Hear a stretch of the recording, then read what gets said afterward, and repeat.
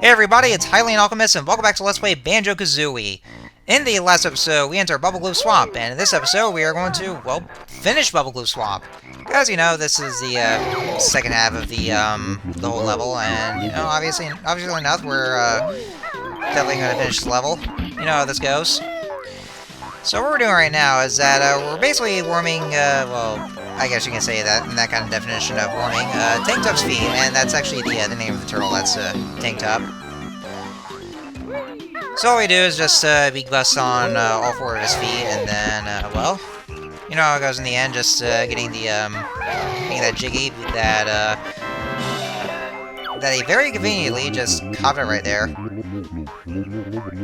It's kind of weird, though, because, well, also convenient at the same time, because, like, all these characters, like, they want you to do something, and then they apparently hide their Jiggies either in their mouths or somewhere.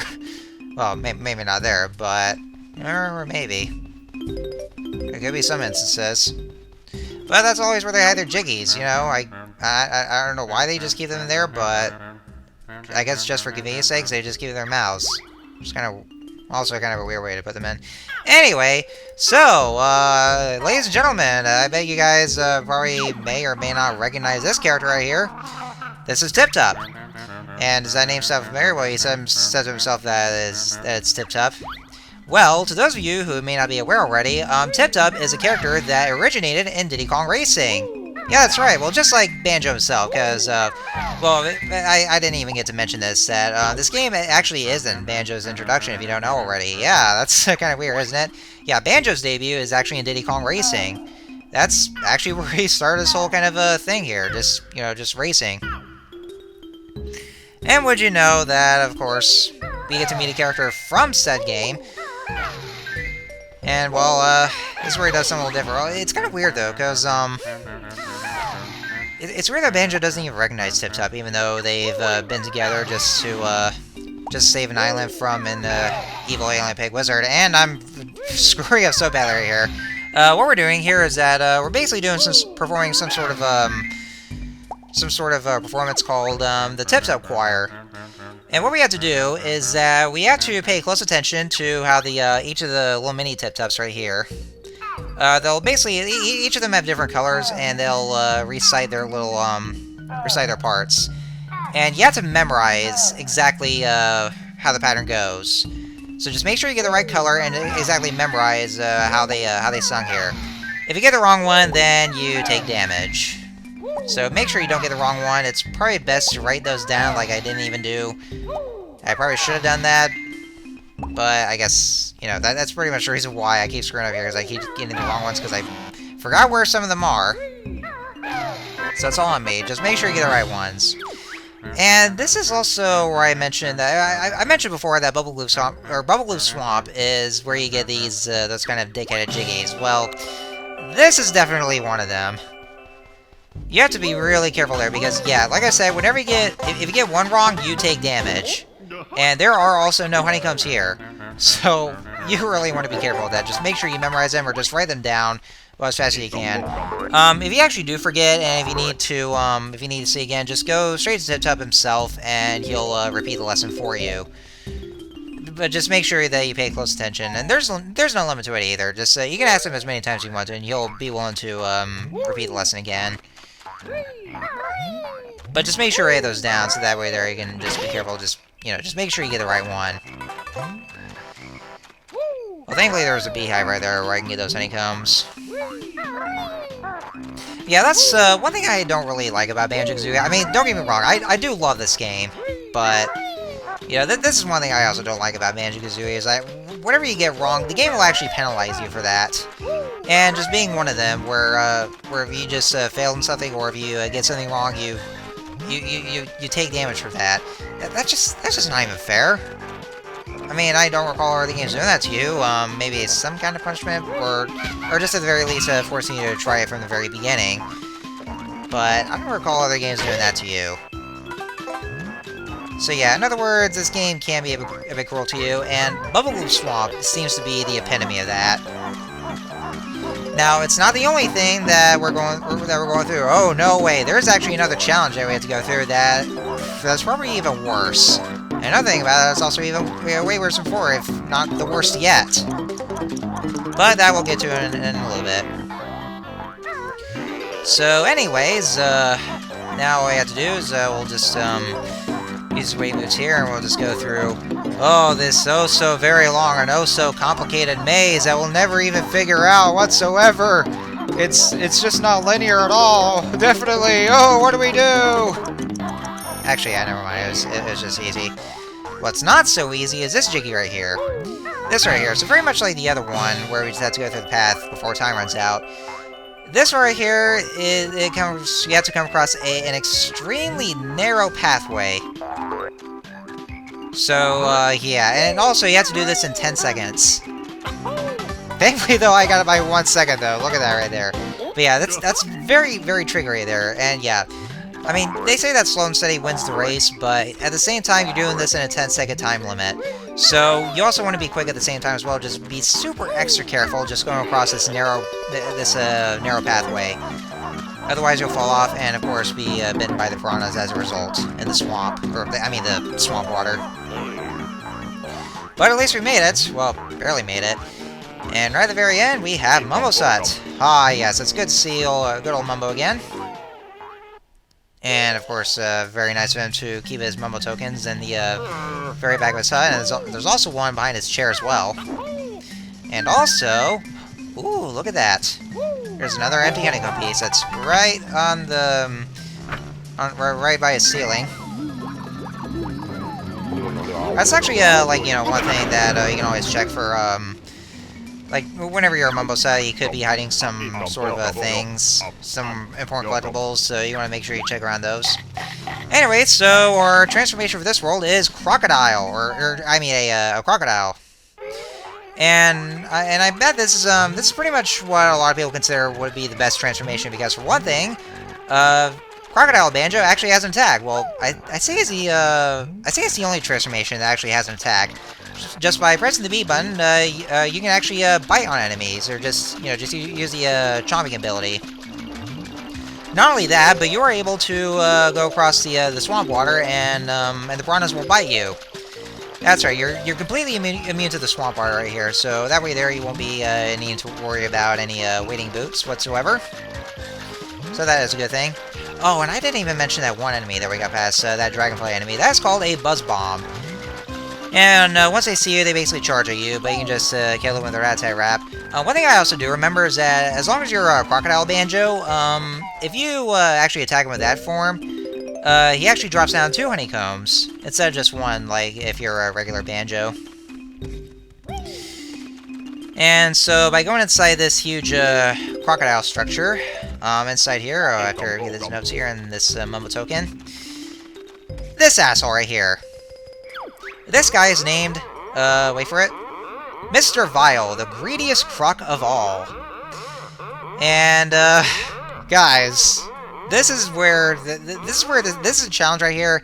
This challenge right here takes the cake as the most dickheaded in the, well, in this level at least. Actually, you know what, I would say the most dickheaded minigame that there is in this whole game. I mean, I was about to say whole game, but I would just say minigame, because I'm so painfully thinking about a certain area. You know what, I'm just gonna start over here. I better just get on with what we have to do. So basically, this challenge right here, it's basically an eating contest, and all you have to do is that you just have to eat more of these red yumbies than he does. And you can see those little counters up there, which would indicate, how many yumbies you have eaten. Just make sure that your number is higher than his, and that way there you can win the minigame. However, and this is where the dickheader part comes in, if you lose the minigame, then Mr. Vile will actually first brag about it, and then he'll come right after you. That's right, this is another thing where the game punishes you for losing.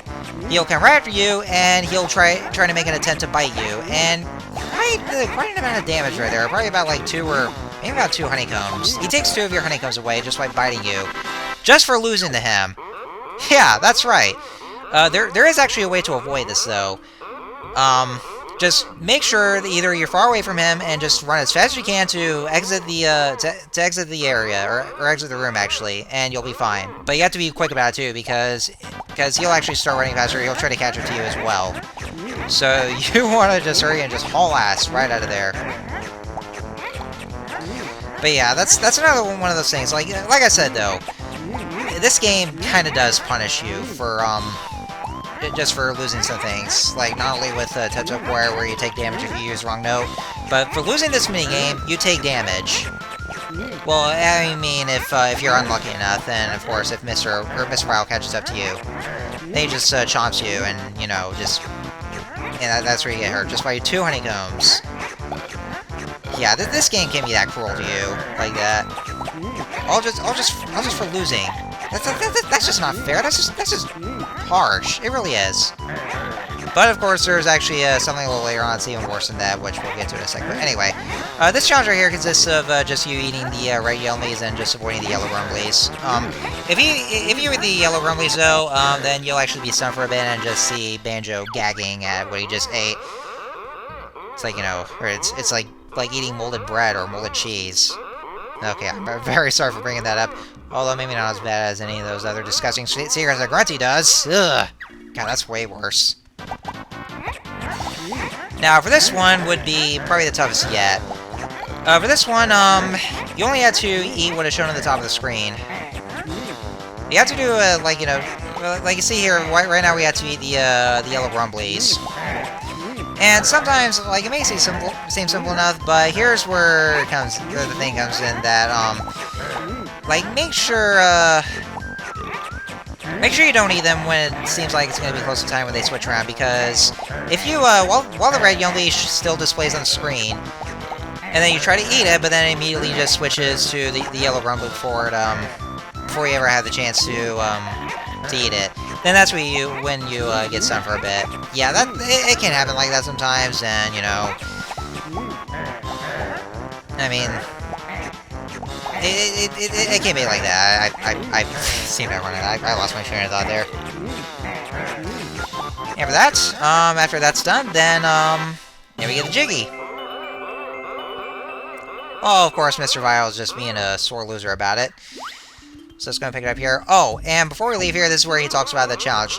This is where the most dickheaded thing comes in. I say that a lot of times, but you know what? That's my best description of it. So, for this challenge, he would have you to, or just be in the contest again, just by all 3 in a row that you have to go through. And if you win this one, then you actually win 3 extra lives. However, if you lose this one, oh, it's not just you taking damage, he chomps you for 1 life. That's right, he basically kills you for losing. Holy shit!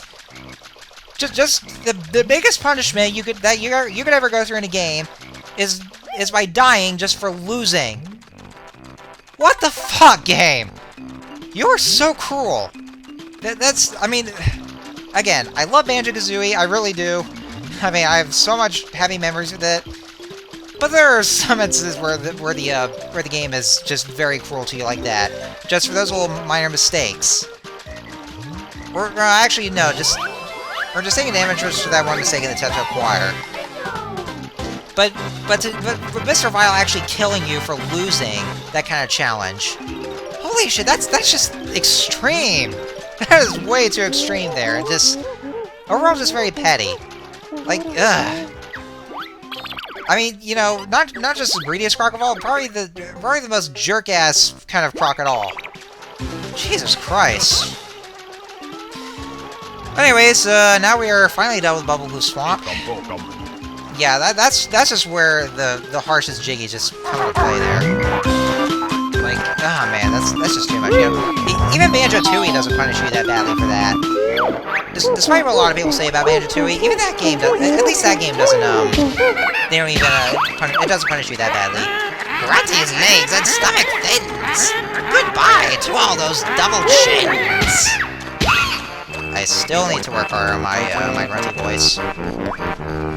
Now, you may be wondering why I transformed back into regular Banjo-Kazooie there. The reason for that is because there's actually one thing. Well, first of all, we're actually heading towards Picture 2, our next one. But there's also another thing in which something that blocks away, in which for some reason Crocodile Banjo can't even strike. And we can only do that with Kazooie's Rat-a-Tat Rap. So that's the reason why I went back to Bubble Sudden in the swamp and changed back to regular Banjo-Kazooie. But we're gonna go ahead and just take care of the big search for our next world, which is right over there. Oh, and there's also the winning bits of there if you want to over there. But anyway, let's go ahead and fill in the piece of the picture right here. And the name of our next level is Freeze Easy Peak. And so once we go this stuff right here. Yeah, see the little ball of ice right there? Yeah, just use a Rat-a-Tat Rap against it and then maybe, or just use a Big Barge, whatever you want to do. Because Crocodile Banjo can't go in there, and you are actually going to need him to go through that small corridor that's right there, because he can only fit in there. Yeah, you have to do those little two things right there. And once we go over here, ooh, a flying book. And this right here is Cheeto the Spellbook. And what he does for us, well, actually first off, hey, Bug Brain, what did you say? You better not give my spells away. And so basically what he does is that he basically gives you cheats. Okay, don't worry, they're not like real cheats per se. They're basically more like inventory upgrades. And the first cheat, or spell as he calls it, that he gives you, the guy right here is called Blue Eggs, and the only way to type in that kind of cheat code is in the Sandcastle or Treasure of Cove. Yeah, remember I said that the sandcastle there is going to be important to us later on? Well, this is where that kind of thing comes into play. When I'm nice and slim once more, burgers, fries, and chips galore. Oh, come on, you're just gonna, you're gonna be all slim again only to affect your health yet again. Don't let that go to waste. But anyway, so basically, like I was saying, the Sandcastle and Treasure Cove, like I said, it was gonna come into play a little later on. So yeah, this is actually where you, not only was that for the puzzle, but it's also where you can actually type in cheat codes. And not only can it be used for just for whatever codes that Cheeto gives you, well, yeah, like I said, they're not necessarily cheats per se, they're more like inventory upgrades. What's going to happen is that after we type in that cheat code Blue Eggs, then it gives us an increase in our egg inventory.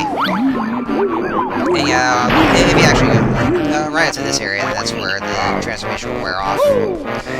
So we're going to go ahead and go right over to the Sandcastle area in Treasure Cove, or Treasure Trove Cove. I'm speaking way too fast there, and I'm slurring my words yet again. And this is where we'll go ahead and type in the cheat. Oh, also, I didn't even mention this at all. It's way too late there, but you may have noticed those transparent shoes in Mr. Brown's challenge. This is actually for a certain move in a later level that we haven't even unlocked yet. We'll get to that later on. It's actually a way to make the challenge a little easier. But I decided not to do that again. Not to do that for that kind of challenge. That lousy cheat for extra eggs. Won't hell Baron chicken legs? Oh yes I will, you'll see. Yeah, just yeah, if you use those, it'll make it easier, but it's not impossible to do without the shoes, so that's why I chose not to do it right now. But anyways, with the Blue Eggs cheat, then we got a new increase in our inventory. Now, there's actually a lot of other cheats that you can use just by typing a cheat in whichever cheat code there is. Like, for example, probably my favorite one to say here, give the bear lots of air. Like, just getting unlimited air. And there's also other cheats like getting to unlock all the every single note door or every single wall there is. Now, here's the thing, though. It's actually best that you don't do that because I mean, you can actually type the cheat once. If you type in a second time, then you'll get a message from Gruntilda telling you to stop cheating, or she'll actually erase your game pack. And if you type in the third cheat, now Bottles will actually ask you first that if you that if you don't want to go, yeah, there's an option to not go through this. However, if you do agree to, that's right, ladies and gentlemen, Grunty actually erases your game pack for cheating too many times. Yeah, that's right. So I mean, wow. Like, another kind of punishment just for cheating. I mean, well, I don't really like to cheat at all. I'd rather just play fair. But yeah, this game actually punishes you for cheating just by typing in at least 3 cheats. And if you just go through with it, then Grunty actually does erase your game pack. Okay, well, I mean, not your entire game pack, just your save file. But yeah, um,